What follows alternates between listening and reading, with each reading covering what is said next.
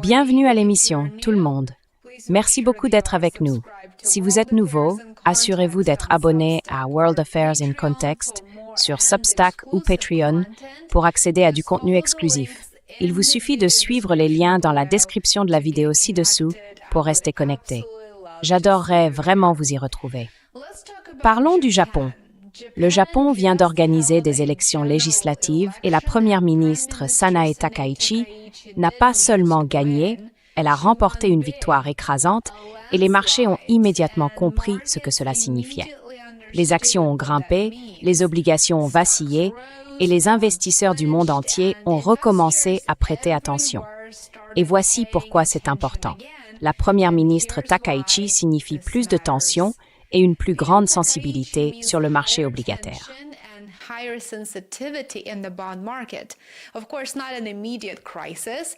Bien sûr, ce n'est pas une crise immédiate, mais il y a désormais beaucoup moins de marge pour les erreurs. C'est une mauvaise nouvelle pour les marchés mondiaux et une très mauvaise nouvelle pour l'économie américaine, car nous dépendons fortement du carry trade sur le yen. Le Japon a la plus lourde dette publique du monde développé, et cela n'a rien de nouveau. Ce qui est nouveau, c'est que Takaichi dispose désormais d'un mandat très clair pour faire avancer son programme économique. Et ce programme implique davantage de dépenses, des baisses d'impôts et un nouvel effort pour relancer l'économie. Elle est une partisane convaincue de l'Abenomics, la stratégie axée sur les mesures de relance de l'ancien Premier ministre Shinzo Abe. Et cela signifie des dépenses de défense, de la protection sociale, des investissements dans l'IA et les semi-conducteurs, et potentiellement la suspension de la taxe sur les ventes alimentaires pendant 2 ans.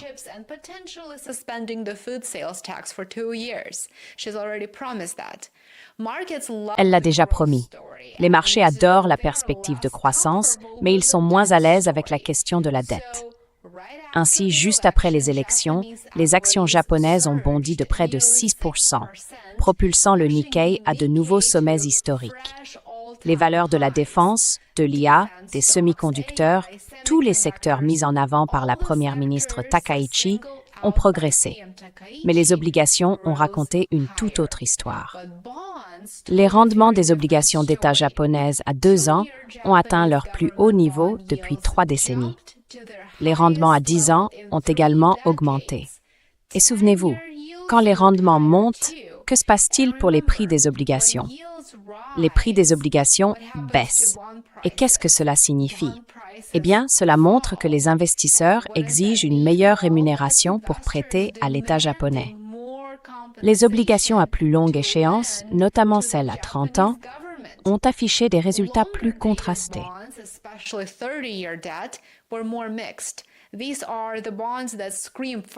Ce sont ces obligations qui réagissent les premières lorsque les marchés commencent à s'inquiéter de la soutenabilité budgétaire.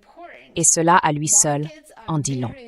Les marchés sont nerveux, mais ils ne paniquent pas encore. Il est important de se rappeler que le marché obligataire japonais n'existe pas en vase clos. Depuis des décennies, les rendements japonais ultra faibles ont alimenté la prise de risque mondiale. Les investisseurs empruntent à bas coût en yens, puis réinvestissent cet argent dans des actifs à rendement plus élevé, bons du Trésor américain, actions mondiales, marchés émergents et ainsi de suite. C'est la base du célèbre carry trade. Ainsi, lorsque les rendements japonais augmentent, ce n'est pas seulement le Japon qui en ressent les effets.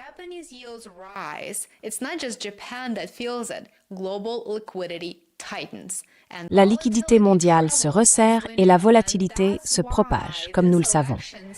C'est pourquoi cette élection a eu des répercussions bien au-delà de Tokyo. Passons maintenant aux 5 enseignements à tirer de la victoire de la première ministre Takaichi et à ce qu'elle signifie pour les marchés mondiaux. Premièrement, la première ministre Takaichi modifie le profil de risque. Takaichi est ouvertement favorable aux mesures de relance, comme je l'ai mentionné plus tôt, car elle suit les traces du Premier ministre Abe. Davantage de dépenses de défense, plus de soutien social, des investissements ciblés dans l'IA et les semi-conducteurs, ainsi que des allègements fiscaux, sont clairement à l'ordre du jour. Cette combinaison soulève immédiatement une question pour les investisseurs obligataires. Et cette question est, qui va payer pour tout cela? Même si elle parle de politique responsable, les marchés évaluent le risque avant même que les détails n'arrivent.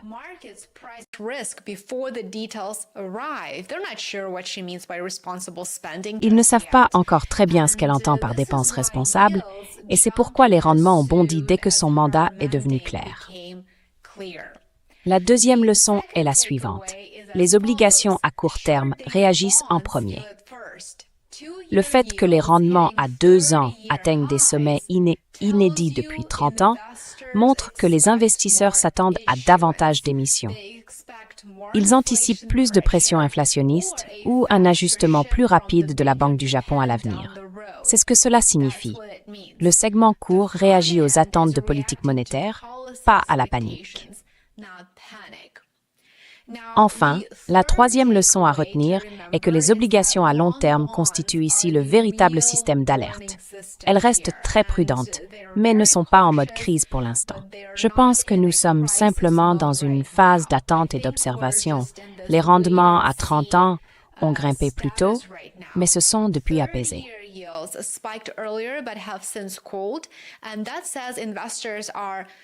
Cela montre que les investisseurs sont assez inquiets quant à la soutenabilité de la dette, mais ils ne sont pas encore convaincus que le Japon soit sur une trajectoire insoutenable, alors que la première ministre Takaichi pousse ses plans de relance. Si les rendements à long terme recommencent à grimper fortement, ce sera le signe que le marché envoie un signal d'alerte, et c'est un point à surveiller. Quatrième enseignement. Le marché obligataire japonais a désormais une importance mondiale accrue. Oui, il comptait déjà beaucoup auparavant, mais avec ces changements de politique, il va être sous les projecteurs en permanence. Si les rendements de la Banque du Japon continuent d'augmenter, les investisseurs japonais pourraient rapatrier leurs capitaux au lieu de financer les bons du Trésor américain et les actifs risqués mondiaux. Cela resserrerait la liquidité mondiale et pourrait se grimper les mains partout, y compris ici, aux États-Unis.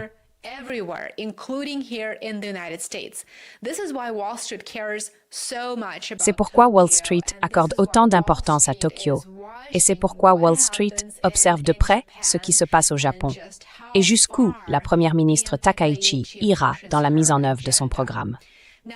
À présent, le cinquième et dernier point à retenir de cette vidéo est que le yen et les obligations sont désormais encore plus étroitement liés. Un yen plus faible accroît les anticipations d'inflation, ce qui fait grimper les rendements. La hausse des rendements effraie ensuite encore davantage les marchés d'échange. Vous voyez comment tout cela est interconnecté. Sous la direction de la première ministre Takaichi, cette boucle de rétroaction est quelque chose que les investisseurs surveillent minute par minute. Littéralement, tout le monde la suit de près. Ils sont très inquiets. Et cela va être l'un des facteurs qui détermineront jusqu'à quel point le risque est acceptable pour les investisseurs mondiaux. Nous avons déjà vu ce scénario se dérouler une fois auparavant.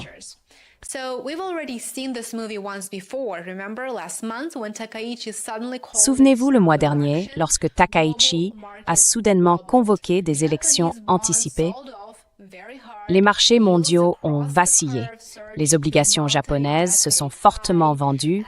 Les rendements sur l'ensemble de la courbe ont grimpé à des niveaux inédits depuis plusieurs décennies et les analystes ont averti que cela pourrait servir d'avertissement pour d'autres gouvernements lourdement endettés.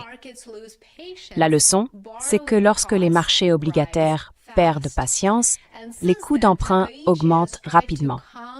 Depuis, Takaichi a tenté d'apaiser les esprits. Elle a cherché à rassurer tout le monde en soulignant que ce qu'elle vise réellement, c'est une politique budgétaire responsable et durable. Elle a déclaré qu'elle ne compterait pas uniquement sur l'émission d'obligations financées par le déficit pour financer les allègements fiscaux. Jusqu'à présent, les récentes adjudications de dette du Japon ont suscité une demande solide et elles se sont plutôt bien déroulées. Cela a contribué à stabiliser la situation au Japon et au-delà, du moins temporairement.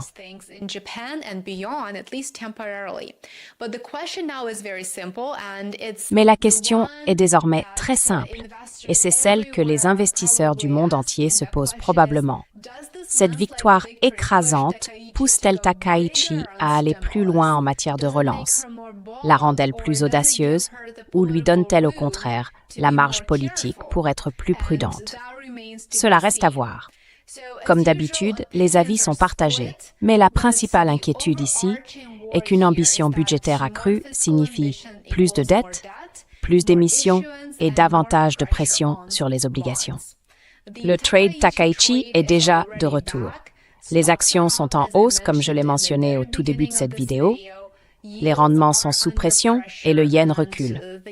Depuis que Takaichi est devenu Premier ministre en octobre, Landbelter fait apafalaglion variodinond $, anyone melbo, en France, au cadeau et au franc suisse.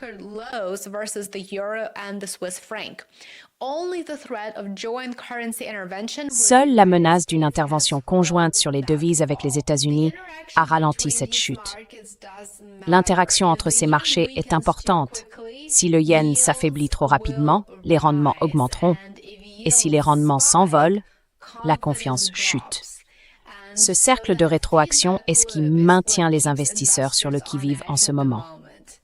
La bonne nouvelle, c'est que pour l'instant, le marché obligataire a fait preuve d'une certaine retenue. Les rendements à 30 ans ont baissé de plus de 30 points de base par rapport à leur pic de janvier, ce qui est encourageant.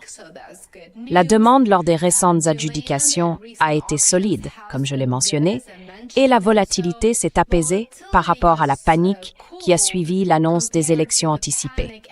D'après ce que je lis actuellement, la plupart des analystes s'attendent à ce que Takaichi avance sur une ligne de crête très étroite. Stimuler la croissance là où elle le peut, tout en essayant d'éviter une révolte du marché obligataire.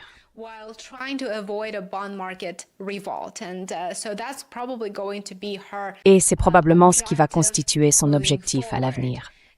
L'élection japonaise n'a en rien provoqué une crise financière, même de loin. Pour l'instant, il s'agit simplement de tester jusqu'à quel point les marchés mondiaux accepteront des mesures de relance et ce que la première ministre Takaichi entend exactement par « dépenses responsables ». Cela reste à voir, et c'est ce qui déterminera la suite des événements. Merci beaucoup d'avoir regardé cette courte vidéo. J'espère qu'elle vous a intéressé et que vous y avez appris quelque chose de nouveau. Merci de soutenir mon travail. J'apprécie profondément chacune et chacun d'entre vous qui êtes devenus abonnés payants sur YouTube, Patreon ou Substack. Merci infiniment pour votre soutien. Je vous souhaite une excellente journée et j'ai hâte de vous retrouver ici demain. À bientôt. Bye for now.